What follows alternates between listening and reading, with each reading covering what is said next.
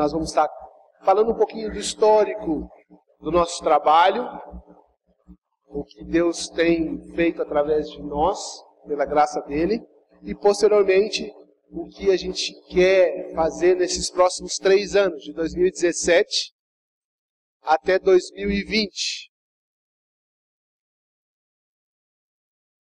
Bom, Projeto Albânia, alcançando a Terra das Águias. A Albânia é um país do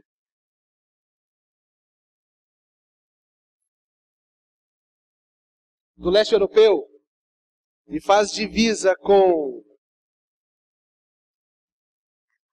Deixa eu só ver onde fica, aqui atrás. Faz divisa com Grécia, Macedônia, Kosovo e Montenegro. É um pequeno país, como território nós temos comparado com o estado de Sergipe, no Brasil. Ou seja, é o menor estado da nossa confederação e em território é a Albânia. Então, no Brasil cabem 33 Albânias como território. E essa região aqui da Albânia é muito sensível, culturalmente falando, etnicamente falando. Esses países que estão mais em escuro aqui, ó, eles compreendem os Balcãs. Por que os Balcãs? Os Balcãs é como se fossem os países andinos aqui do sul do país, que são cortados pela Cordilheira dos Andes. Lá também há uma cadeia de montanhas que passam por aqueles países que são conhecidos como os Balcãs, e eles compreendem esses países aqui: Eslovênia, Croácia, Moldova, Romênia, Bulgária, parte da Turquia, Sérvia, Bósnia, Montenegro, Kosovo, Macedônia, Grécia e Albânia. São países que têm algumas similaridades culturais. Por quê? Essa região foi dominada pelo Império Turco-Otomano por 400 anos. Então o Ministério Turco-Otomano, obrigado. O Ministério Turco-Otomano, ele trouxe algumas similaridades culturais pelo fato de 400 anos de domínio nessa região. Então, é uma região com alguns problemas étnicos, por causa, quando caiu o Império Turco-Otomano, os países começaram a se dividir. E isso, a questão territorial, ela foi dividida territorialmente, não etnicamente. Então, no leste, aqui, ó, nessa região aqui da Macedônia, há muitos albaneses. Kosovo são albaneses. Aqui em Montenegro, há albaneses no sul de Montenegro. Então, a divisão ela foi feita territorialmente e não etnicamente. Então, ali há conflitos. Há conflitos. A Albânia é o país mais neutro com relação a esses conflitos. É o país que menos causa problema. O país que mais causa problema nessa região aqui são os sérvios. Os sérvios têm problema com os montenegrinos, os sérvios têm problema com os búlgaros, os sérvios têm problema com a Romênia, os sérvios têm problema com a Croácia e os sérvios têm problema com a Bósnia. Ou seja, todos os países que cercam a Sérvia têm problemas étnicos com ele. Então, aqui é o barril de pólvora dessa região. E o que a comunidade europeia quer? Aqui é a Itália, para cá é a comunidade europeia. Elas querem um país que elas tenham influência naquela região para trazer aquela região sob o controle e minimizar esses problemas étnicos. A Romênia, hoje, faz parte da comunidade europeia. Então, esses países aqui, devagarzinho, ao longo dos anos, eles também vão ganhar esse status de fazer parte da comunidade europeia. Mas a Albânia está fazendo mudanças políticas para se adequar às regras da comunidade europeia. Isso, por um lado, tem sido bom para a pregação do Evangelho, porque tem minimizado a perseguição.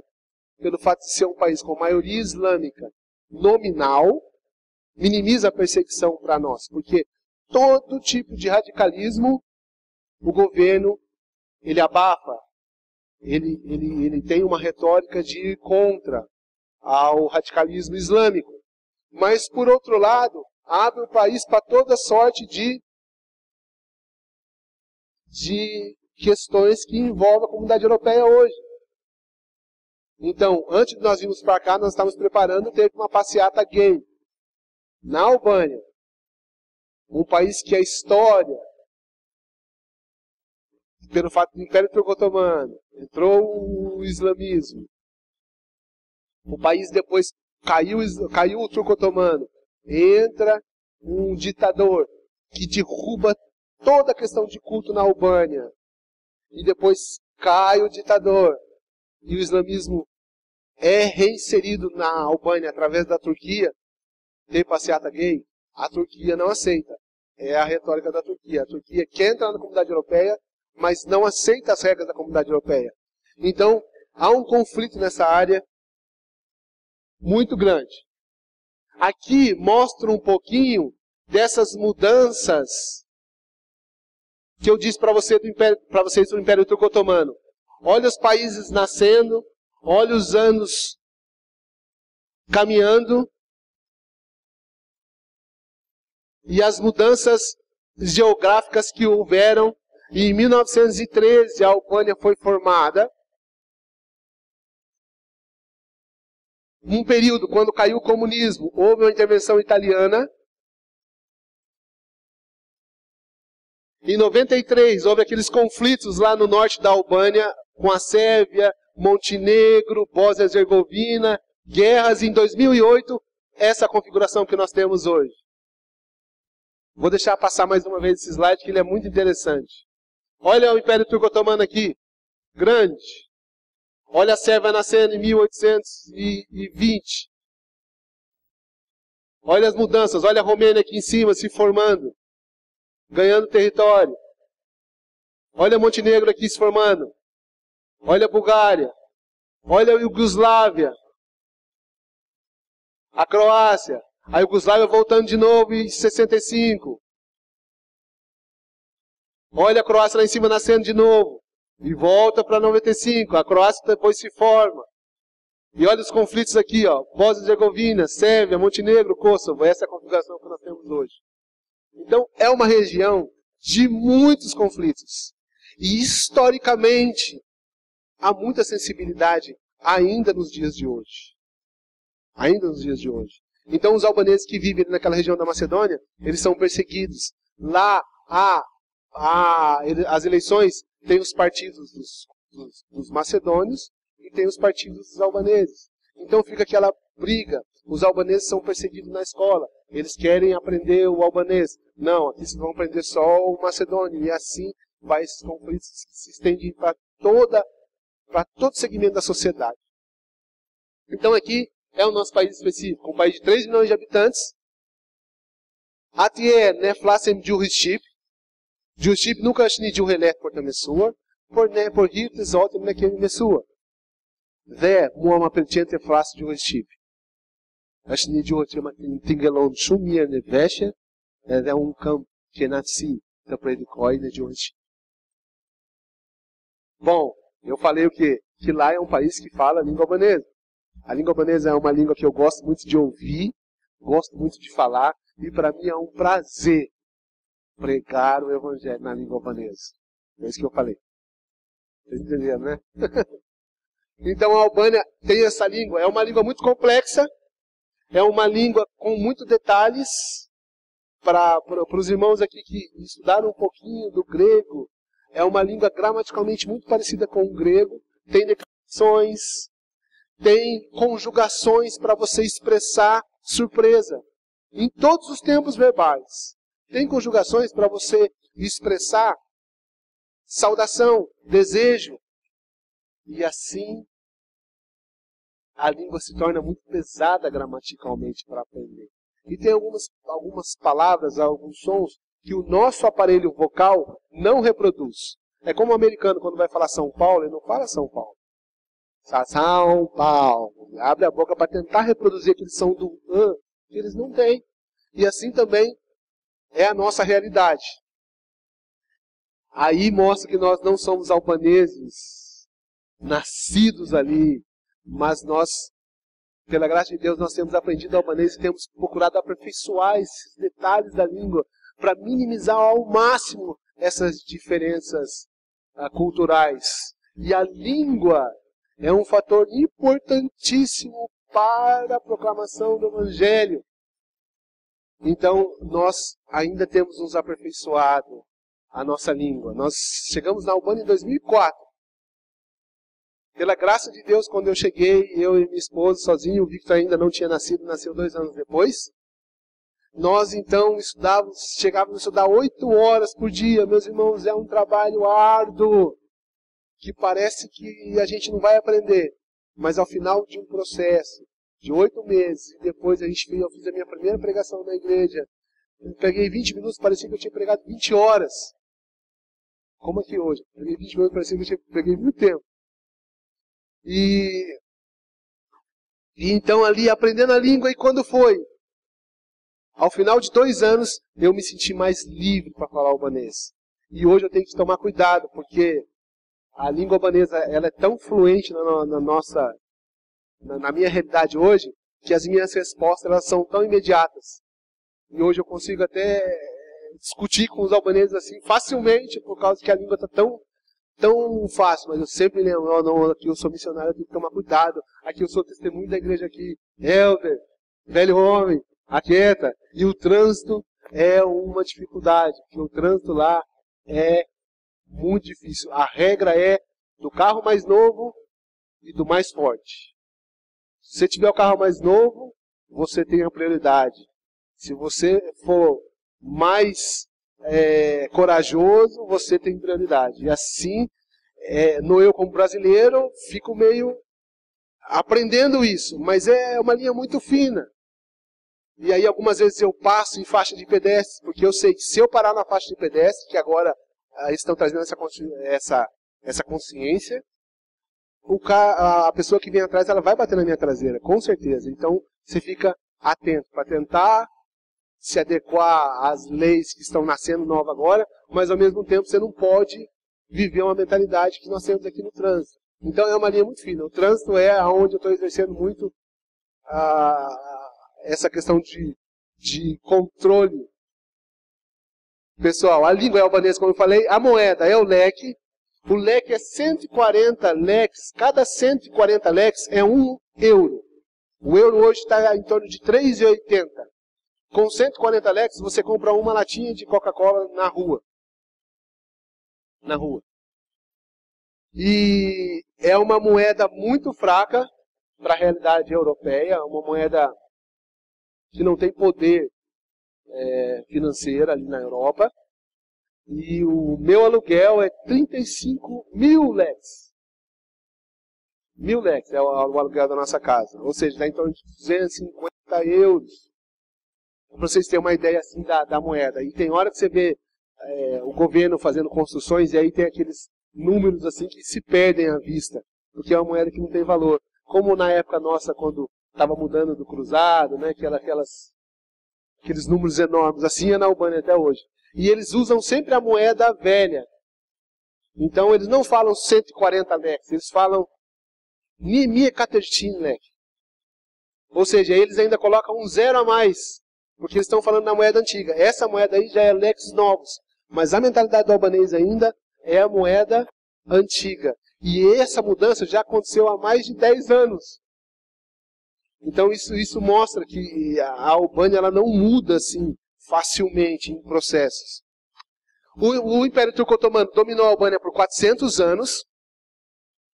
Esses 400 anos trouxe muitos elementos da cultura turca. Algumas palavras nós temos da Turquia. Alguns doces, alimentos são da Turquia.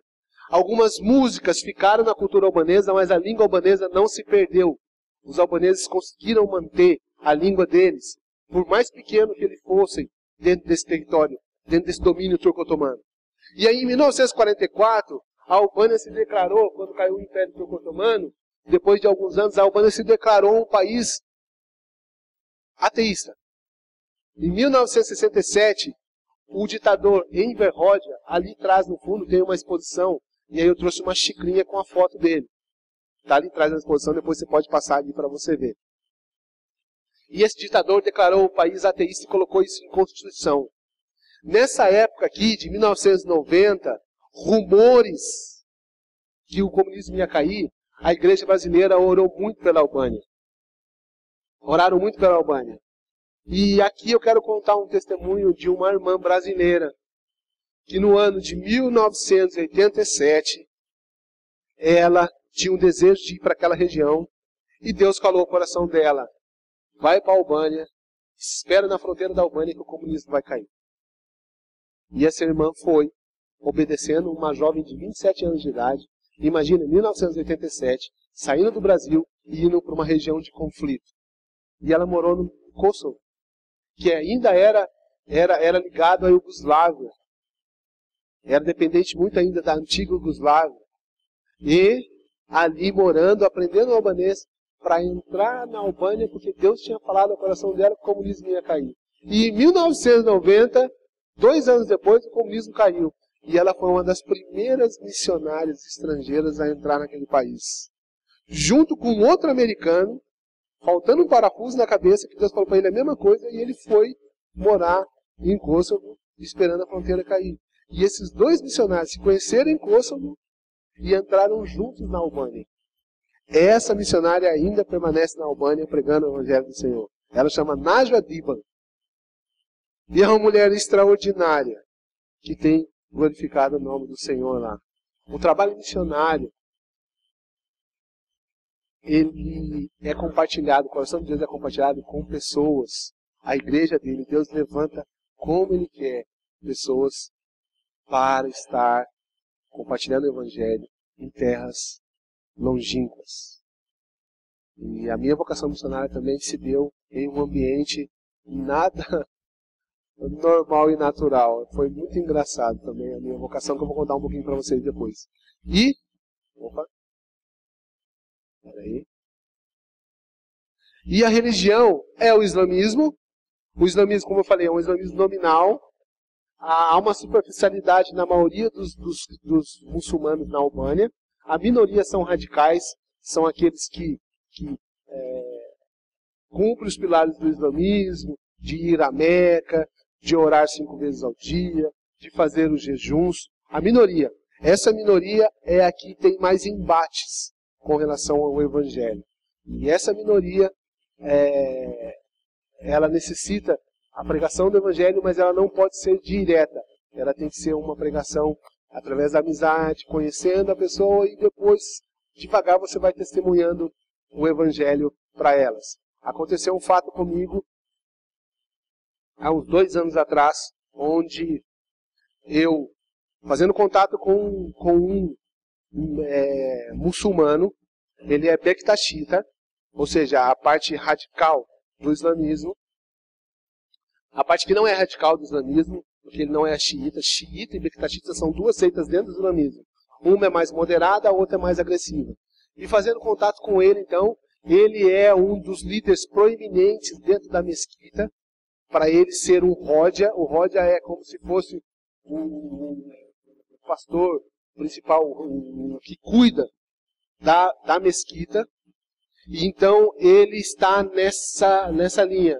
Ele vai a cada 4 meses para a Arábia Saudita para aprender a língua, o árabe, para então estudar o Alcorão e assim então se capacitar para ser esse líder dessa mesquita em Tirana, uma das principais mesquitas. E os muçulmanos lá, eles têm muitas lojas aonde eles se mantêm. Eles trabalham em setores como de telefones celulares, conserto, troca, venda, pizzas.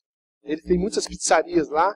E eles também trabalham com carnes halal. O que é a carne halal? É a carne que é tratada dentro dos padrões do islamismo. Ou seja, todo animal é morto e ele é direcionado para Meca. Então ele é sacrificado, o sangue. Tudo tem um processo para essa carne não ferir os princípios do Alcorão acerca da carne. Então essa carne ela é tratada segundo as orientações do Alcorão. Então eles trabalham nesses 3 segmentos normalmente. E isso daí eles são sustentados.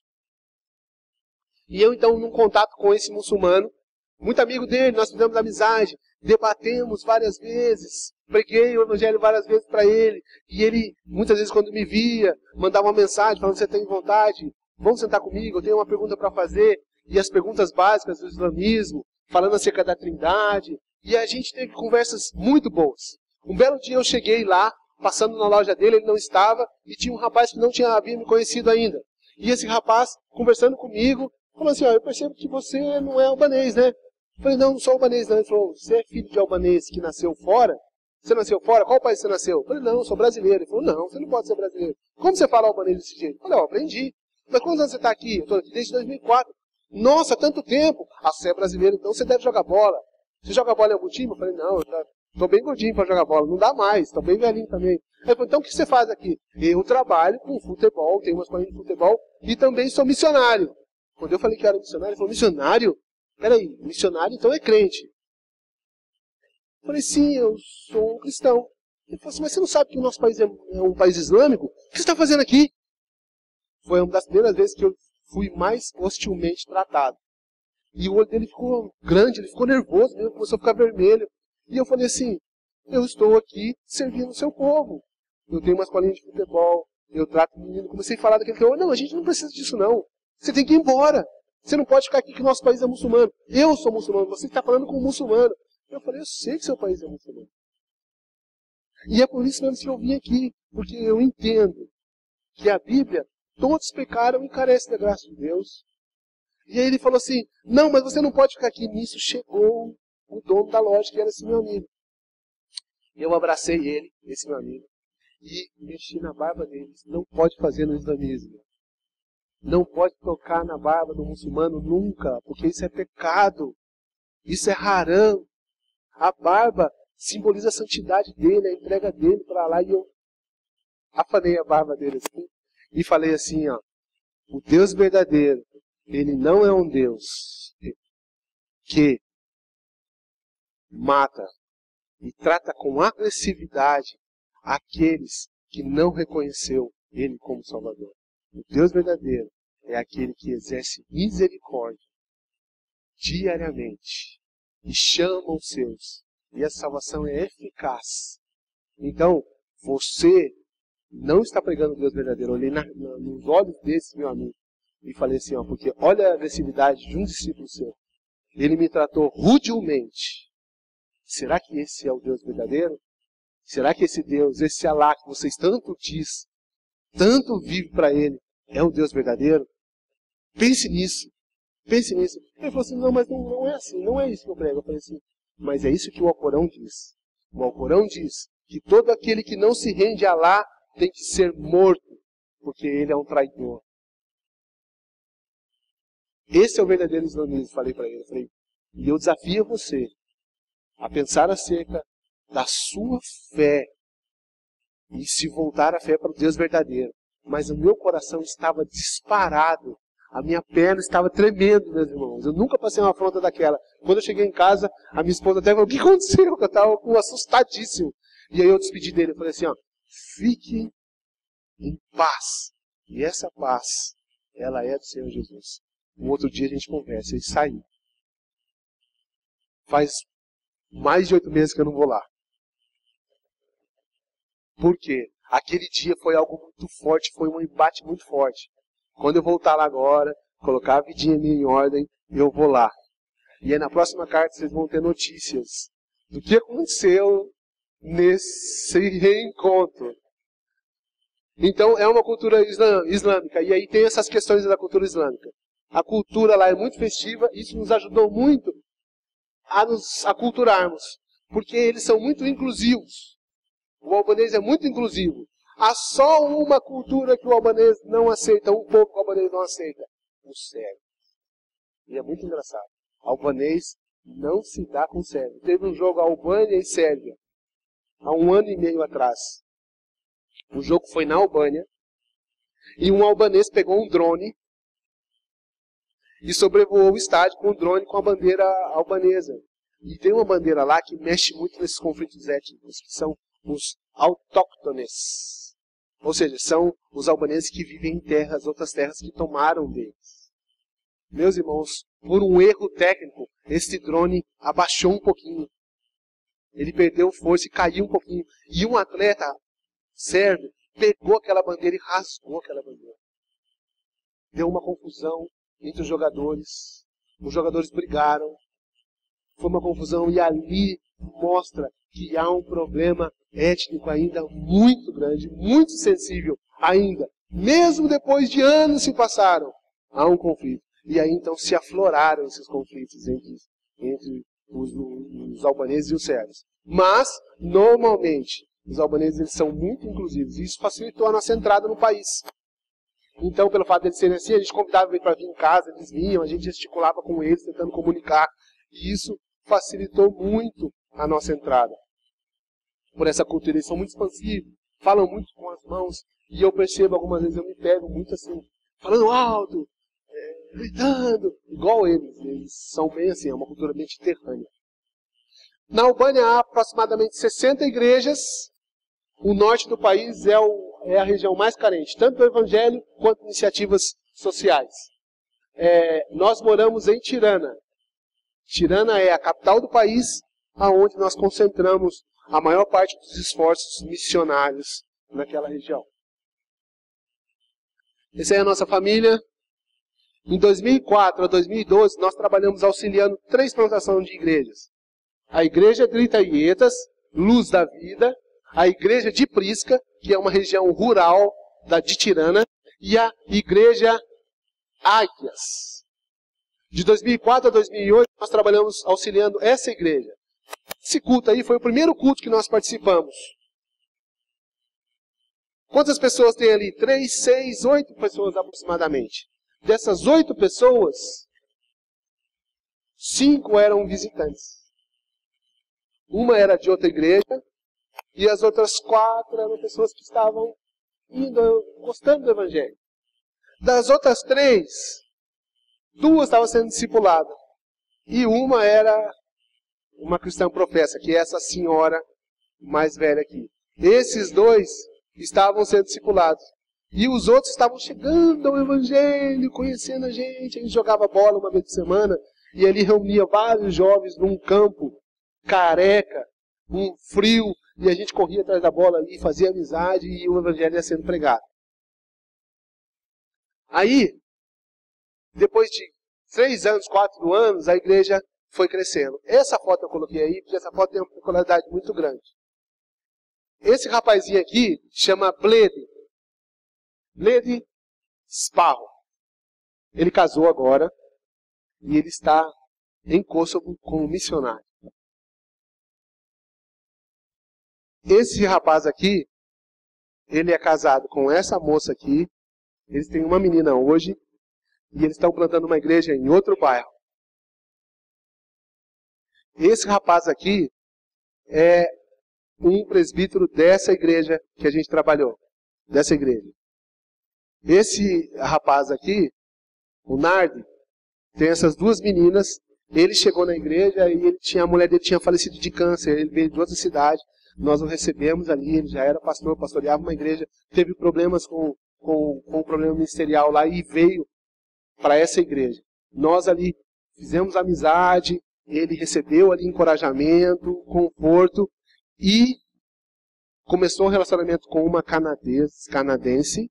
E nós fomos então plantar essa outra igreja de Prisca, de 2008 a 2009.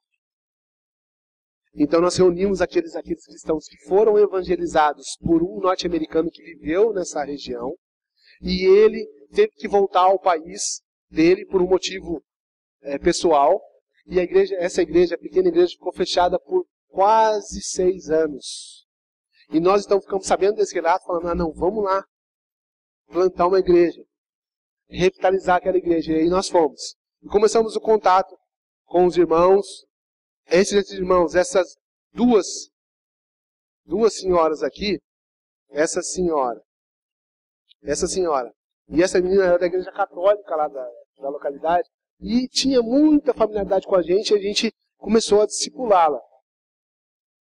Esses 2 aqui tiveram com o norte-americano.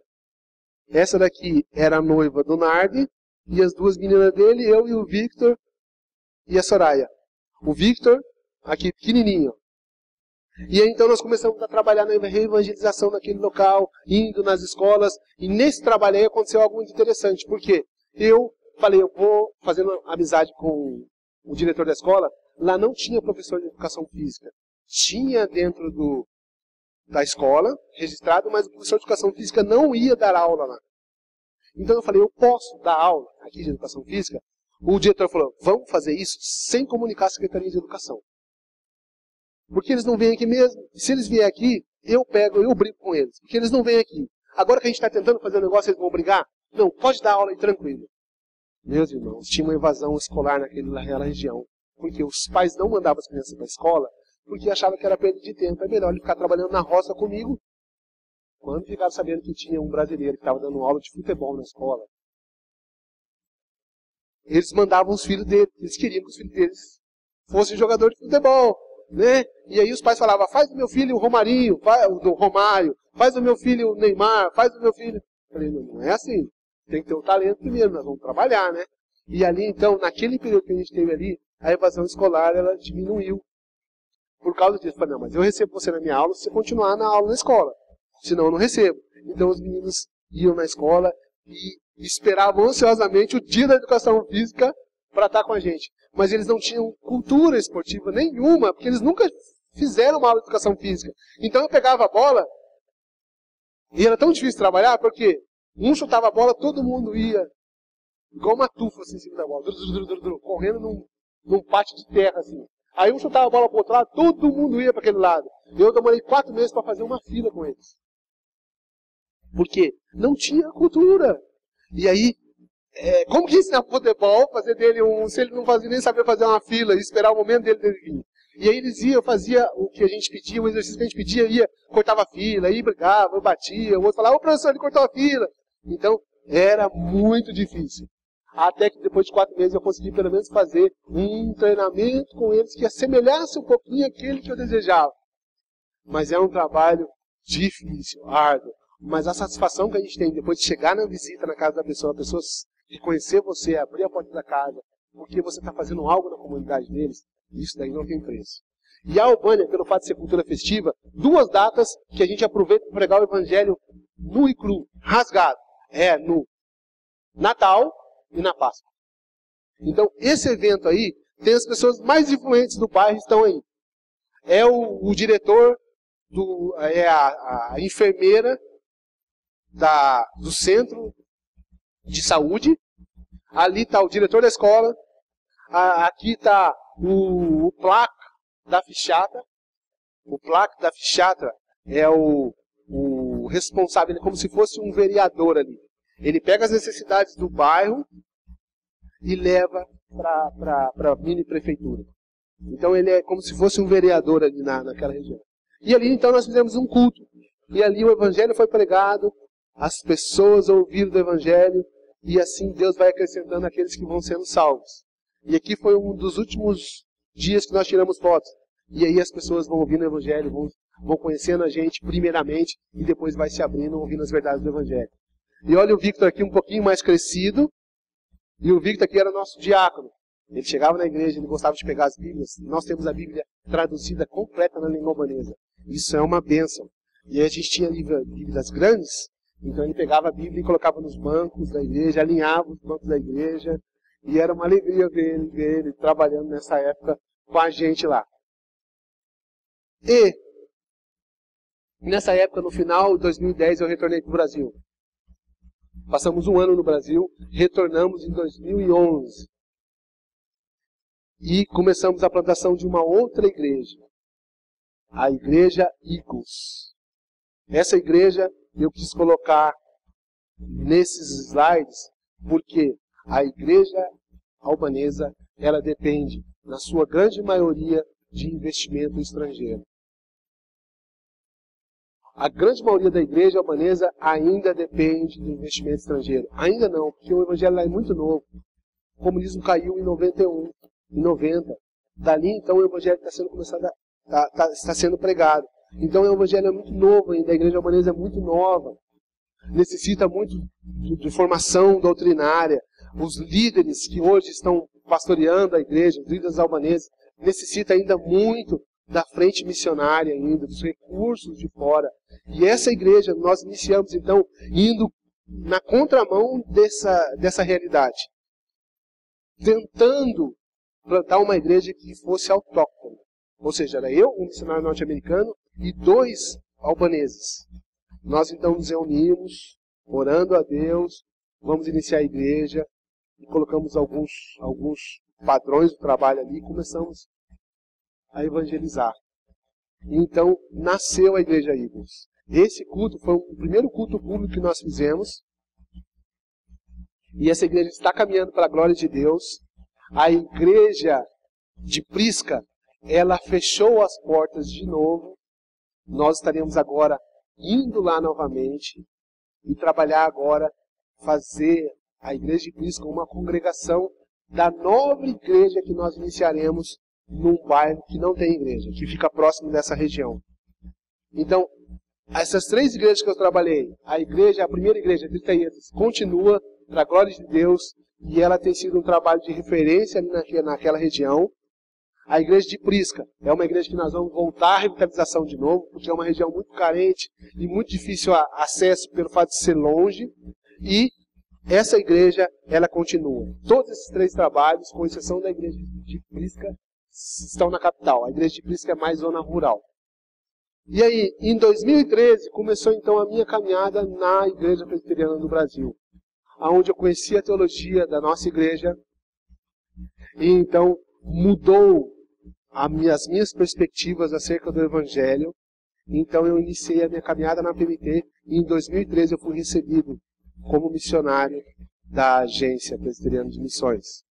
Hoje, eu sou membro da Igreja Presbiteriana, sou candidato ao Ministério Pastoral pelo PCEM, que é o Presbitério Centro Metropolitano de Belo Horizonte.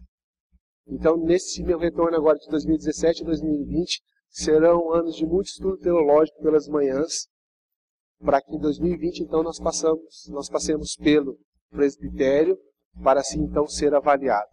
E eu conto com as orações dos irmãos em direção a essa questão. E ali, então, em 2013, nós iniciamos um trabalho de auxílio à Fundação Presbiteriana Albanesa. Essa fundação, ela foi fundada em 2013 pelo reverendo Benito dos Santos, que era meu amigo desde 2004. Então nós tínhamos um bom relacionamento, e ele veio trazendo devagarzinho para o trabalho aonde ele estava.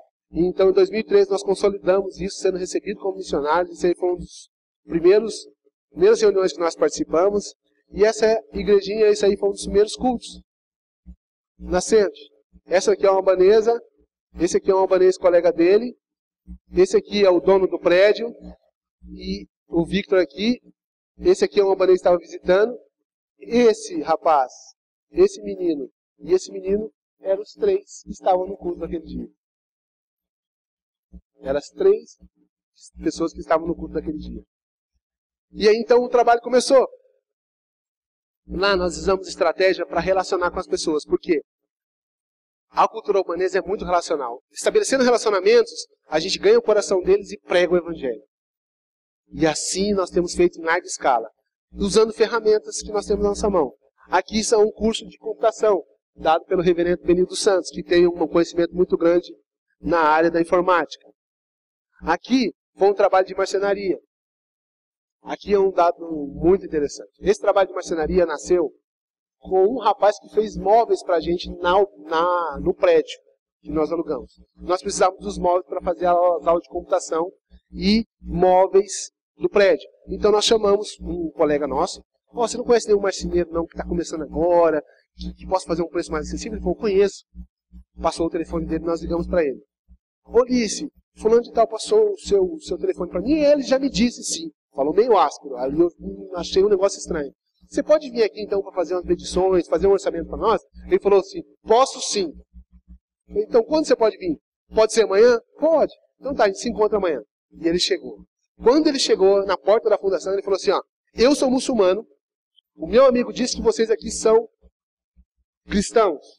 Eu sou muçulmano, eu não quero que vocês falem para mim acerca desse Cristo que morreu na cruz, acerca desse Cristo que perdoa os pecados, que o sangue dele nos lava dos pecados e que através desse sangue eu sou remido, sou aceito por Deus, faço então parte da família de Deus e que se eu não crer nele, eu não vou para o céu. Eu não quero saber desse Jesus. Falei assim, olha, eu não sei quem falou para você, mas eu não tenho mais nada para falar acerca de Jesus. Você já sabe tudo. E ele falou assim, eu sou muçulmano. Mas eu não chamei você aqui para pregar o evangelho para você. Eu chamei aqui para você fazer móvel. Você faz móvel? Senão você já vai embora. Aí ele falou assim, não, eu faço móvel. Eu falei, então vamos lá, por favor, vamos vir ao tema aqui do que a gente está reunido. E ele, tá bom, se for assim eu vou. E ele subiu. Desconfiado, mediu, fez um orçamento para nós, dividiu do jeito que ele queria. Tá bom então. Como ele estava começando, ele não tinha carro, não tinha como transportar. Então ele fazia um móvel. E isso daí foi um tempo bom, até ele fazer todos os móveis que a gente queria, demorou. E ele foi relacionando com a gente. Eu mudei para próximo da casa dele sem saber que ele morava lá. Um belo dia eu estou passando num bairro, vejo o Ulisses. Ô Ulisses, eu moro aqui. Esse mora aqui, eu também. Ele fez assim. Aí eu falei assim, então, eu tô morando aqui, que legal, cara. Ele falou, não, onde você mora? Ele não quis explicar direito. Um belo dia eu tô passando, vi ele. Aí eu fiquei meio estreita, vi onde ele estava indo. Passei na loja lá um dia, na loja dele, que era no fundo do quintal da casa dele. E eu bati no portão, Ulisses! Ele, falei, eu tô aqui. Ele falou assim, mas eu tô muito ocupado. Só via barulho de serra. Aí ele ligou a serra. Eu tô ocupado, mas não fazia barulho de madeira, assim. E eu entrei lá dentro. Falei assim, meu amigo, desculpa atrapalhar você, mas só vim para dar um abraço. Aí, como você achou minha casa? Eu falei assim, um dia eu estava passando e vi você entrando aqui. Eu falei, eu estou passando perto, vou fazer uma visita. Que nada, eu saí de casa para fazer uma visita para ele mesmo. E ele, mas que bom, etc. Já estou fazendo esse móvel aqui. Não, eu vou lá pegar o carro, venho aqui para a gente levar o móvel. Você não vai levar o móvel? Você não está pagando alguém para levar? Então eu pego meu carro, a gente vai. Já estou voltando, saí correndo, peguei o carro, voltei, colocamos o móvel lá levando. Isso aí, ele foi abrindo, se abrindo, começou a jogar bola com a gente. Até um belo dia, ele vinha nas reuniões, ficava lá no fundo, no finalzinho da reunião, olhava, tomava um café, que tem um período quando acaba o culto, a gente faz uma social lá que a Albanês precisa disso, e a gente bate papo, e ele vinha pro café, de repente ele vinha, que ele estudava no final de semana também, e aí ele vinha, algumas vezes quando não tinha aula, ele ficava lá ouvindo o culto, até um belo dia ele chegou pra gente. Falou assim, eu estou passando por uma crise espiritual. O que está acontecendo?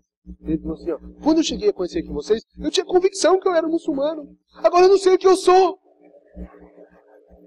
Eu falei, você não sabe não, você precisa definir, então você não sabe. Agora, segundo a palavra de Deus, ele vai reunindo e vai escolhendo os seus. Então eu acho que Deus está... Eu falei uma palavra que no albanês é muito assustadora. Eu acho que Deus está perseguindo vocês. Aí Deus está me perseguindo. Eu falei assim, Deus está te chamando.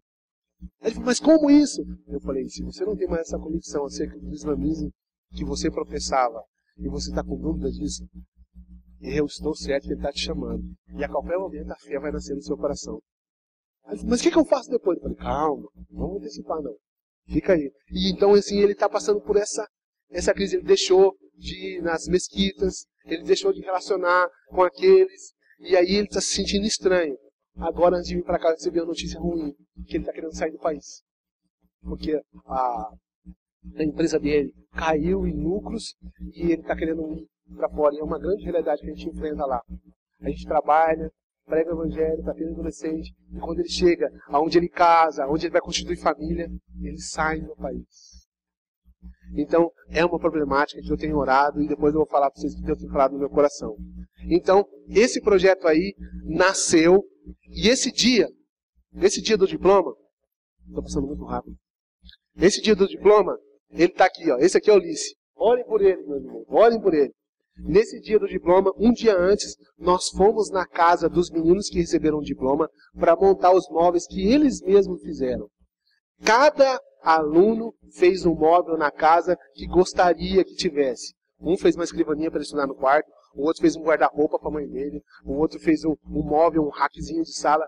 Eles fizeram. Então, quando a gente foi montar esses móveis, vamos entregar esses móveis na casa das pessoas, as pessoas ficavam assustadas. Esse menino nunca fez nada aqui. O que vocês fizeram para ele? O que vocês fizeram para ele? Olha o que ele produziu. Eu falei assim, acredite no seu filho, que aí tem muito potencial. Né? Então, assim, nós queremos continuar esse processo, mas fazer algo agora, não só de uma maneira ali de uma maneira precária. A gente quer realmente ter uma escola técnica que não só faça móveis, mas eletricista, foi um curso também que nós fizemos lá, hidráulica, com esses garotos que ficam na rua, saem da escola e eles ficam na rua. Ficam na rua. Intercalando todos esses trabalhos que nós fazemos, pregando o evangelho. Isso aí é um dos nossos cultos. Aí a aula de inglês, aqui o nosso culto. A igreja chegou nesse ponto, nós então estamos pensando em começar outra. Estamos pensando não, já fomos aprovados pela PMT agora para iniciar uma nova igreja no bairro Prisca. Prisca não, Fresco. Essa foto aí, eu coloquei só uma delas. Nós missionários, nós fazemos várias coisas no campo missionário para alcançar o coração das pessoas e relacionarmos com ela. Eu estava aqui auxiliando um dentista e ele estava fazendo um trabalho de restauração na boca dessa pessoa. E as pessoas ficam boquiabertas ouvindo o evangelho. Literalmente. Aí ela não contesta nada. Essa foto aí é o presbítero que dentista que está trabalhando na boca dessa pessoa. E é um trabalho extremamente gratificante, porque a gente vê a pessoa chegando com uma necessidade, saindo com a boca restaurada. E cada trabalho, se eu fosse colocar as fotos aqui, ia tomar muito tempo. Mas essa foto aqui eu coloquei uma das atividades que a gente faz no campo missionário, para alcançar o coração das pessoas. E esse daqui é um projeto hoje que é o carro-chefe dos nossos trabalhos lá. É a escolinha de futebol. Esse cartaz foi o primeiro cartaz da primeira inscrição que nós fizemos da escolinha de futebol. Ela chama Albras. Albras. Albânia, Brasil. Aqui é o símbolo da bandeira albanesa. É a águia bicéfala. Então eu coloquei metade preta e vermelha, que simboliza as cores da Albânia, e a outra metade com a nossa bandeira brasileira. Esse aí é o logo da nossa escola. E essa escolinha nasceu pequenininha. A gente iniciando ali um trabalho, foram 10, 15 crianças que se inscreveram, e ali nós começamos o trabalho. E aí fomos para uma região, uma área um pouquinho maior, que houve mais inscrições. Mas nesse período aqui, eu fui trabalhar auxiliando, traduzindo, na verdade, um técnico brasileiro que foi recebido no clube interinamente por 3 meses para disputar um campeonato europeu, de um time da primeira divisão. Eu fui para traduzir ele, mas a imprensa colocou na mídia que eu era auxiliar técnico dele. E nós estávamos fazendo um curso na UEFA, porque eu queria ter autorização para me trabalhar e ter essa credencial da UEFA. Porque eu sou formado em educação física e eu posso fazer o curso de treinadores. E aí, tiraram fotos nossas fazendo curso na federação, tiraram fotos nossas no campo, e o treinador Marcelo Troisi com seu auxiliar Helder Nunes. Meus irmãos, eu chegava em casa, quando vinha a reportagem esportiva, parecia gente lá. Me dava um frio na barriga. Eu falei, meu Deus, agora eu não posso falhar mesmo no testemunho do evangelho aqui, porque vai aparecer na televisão.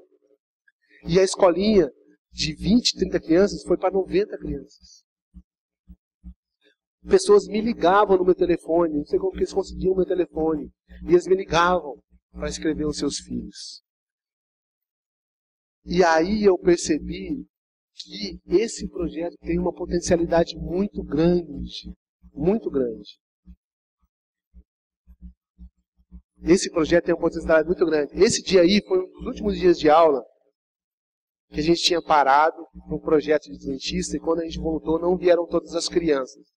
Esse dia aí nós choramos. Os meninos choraram e falaram, professor, e agora? Você vai ficar 4 meses fora, como não vou fazer? Eu falei, não, vocês não podem perder esses 6 meses. Que eram os 4 meses, mais os 2 do final de ano. Vocês têm que ir para outras escolinhas. E depois, quando eu voltar do Brasil, eu vou ver onde eu vou me instalar de novo para continuar esse processo. E aí, então, eles falaram, mas a gente não quer. Eu falei assim, mas não tem jeito, vocês têm que continuar a correr atrás do sonho de vocês. Vão para outras escolas. Então eles foram liberados para outras escolas e nós vamos reiniciar esse projeto, pensando em outras perspectivas, para não só auxiliar a pregação do Evangelho, mas também, por que não pensar em formar realmente atletas e que no futuro seja um clube com um background cristão.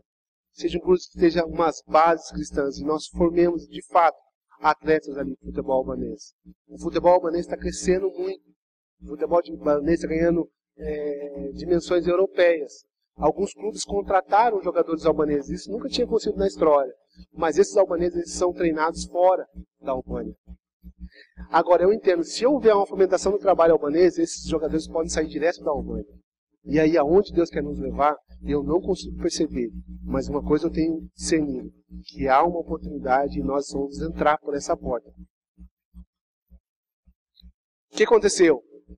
Esse aqui agora nós só queremos fazer o projeto de 2017 e 2020. 2 semanas antes de nós vir para cá, liga um presidente de um clube da 3ª divisão do campeonato albanês. Falando assim, ó, eu quero que você integre o meu projeto. Nós estamos com um projeto ambicioso de levar o meu time à categoria principal do nosso campeonato albanês. Mas para isso eu preciso formar os meus atletas, formar a minha equipe. Você não quer tomar conta do nosso sub-15? Sub-15 são as categorias de base de um time profissional. E eu falei, mas como isso? Ele falou, eu sei que você é cristão, eu sei que você está aqui desde 2004, eu sei que você trabalha com plantação da igreja. Eu falei, não, você pegou todas as informações? Eu falei assim, eu sei. E eu sou ortodoxo. E eu odeio muçulmano. E eu quero que você trabalhe comigo. Eu falei, peraí, vamos conversar. Eu não posso fazer isso. Eu sou missionário aqui. Eu sou missionário integral da minha agência. Eu trabalho com futebol aqui, procurando formar meninos, principalmente pensando na formação social deles, integral do ser humano. Ele falou, não, eu quero que você venha trabalhar comigo. Quando você pode tomar um café? Sentei com ele. E esse homem é um homem que tem uma condição financeira muito grande. Ele trabalha 6 meses na Inglaterra e trabalha 6 meses na Albânia. E ele tem esse time de futebol que chama Kevitan. Então o que eu fiz com ele? Eu falei assim, ó, nós vamos fazer uma parceria com você. Eu vou continuar na minha escolinha, de 8 a 13 anos, e os meninos que tiver potencial naquela escolinha, eu trago para o seu clube. Ele falou assim, fechado.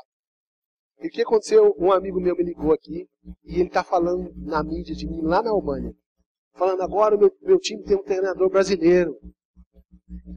E eu não fui isso que eu combinei com ele. Eu falei para ele que ia fazer uma parceria. E ele está falando de treinador brasileiro. Então, chegando lá, a gente vai entender o que está acontecendo. Então, a nossa escolinha, que é o projeto que nasceu ali no nosso coração para pregar o Evangelho, hoje está fazendo uma parceria com o time da 3ª divisão do campeonato albanês.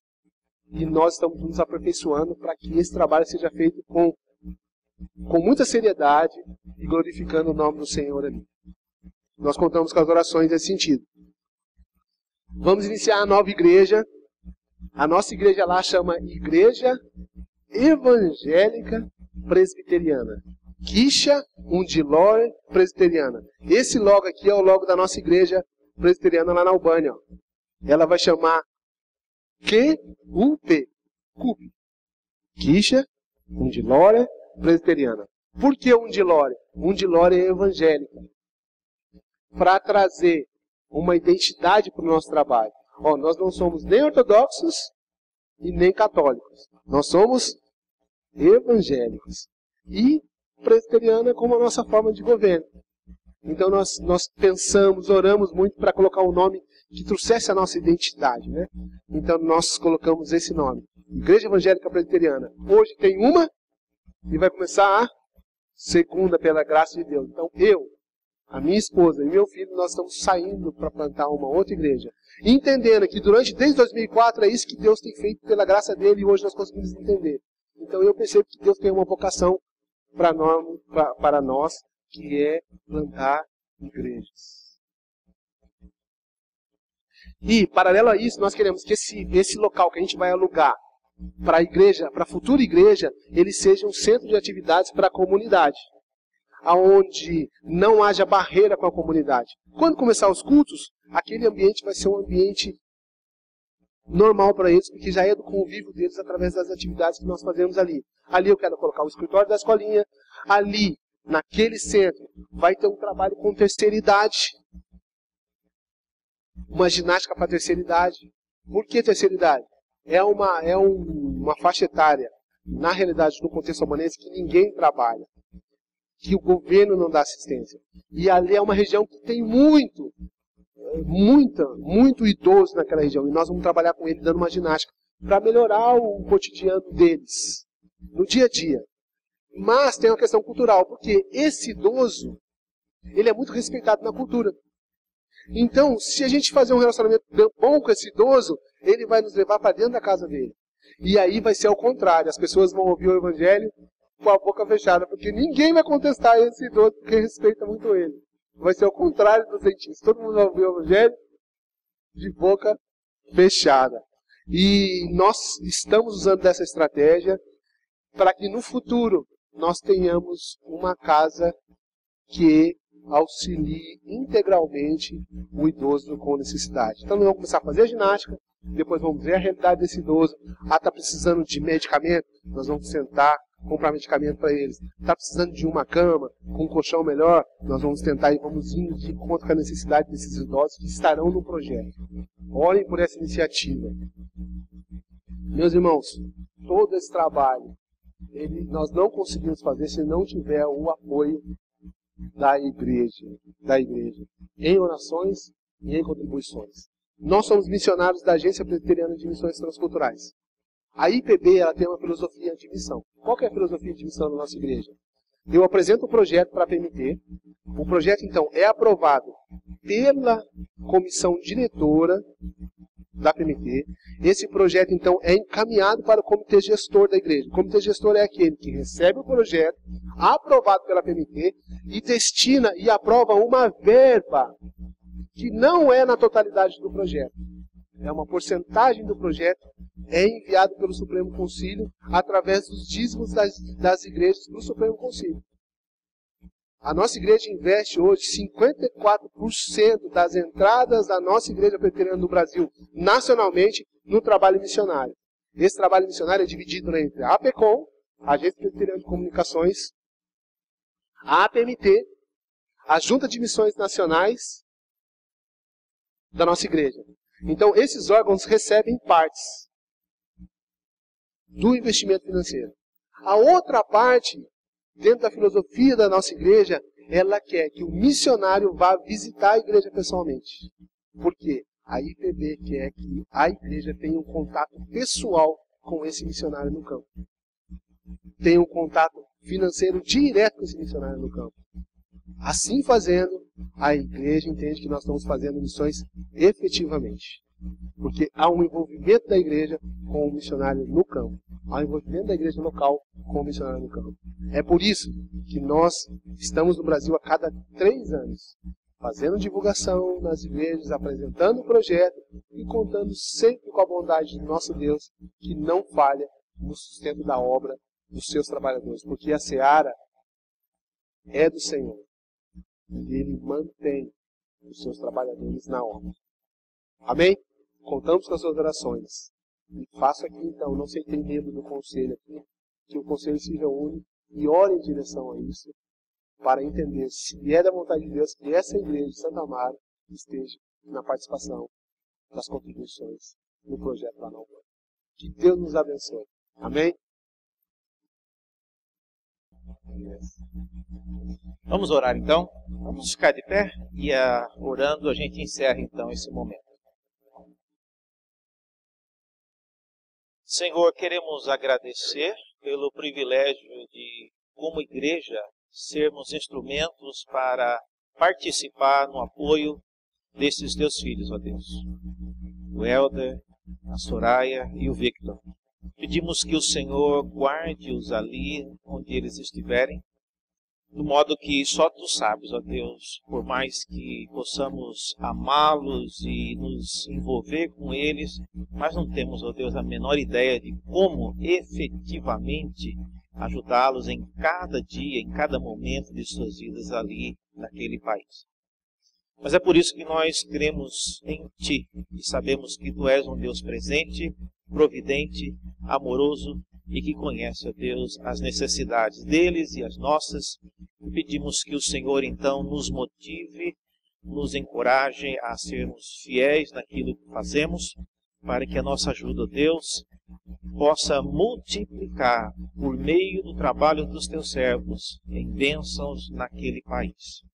Rogamos que o Senhor conceda a cada um deles saúde, conceda-os, ó Deus, a eles firmeza no Evangelho, fortalece-os, ó Deus, contra todas as ciladas do inimigo, que eles não possam, ó Deus, jamais ser encontrados vítimas das investidas do mal, mas que o Senhor acampe ao redor deles e permita que eles possam gerar frutos para as décadas à frente naquele país.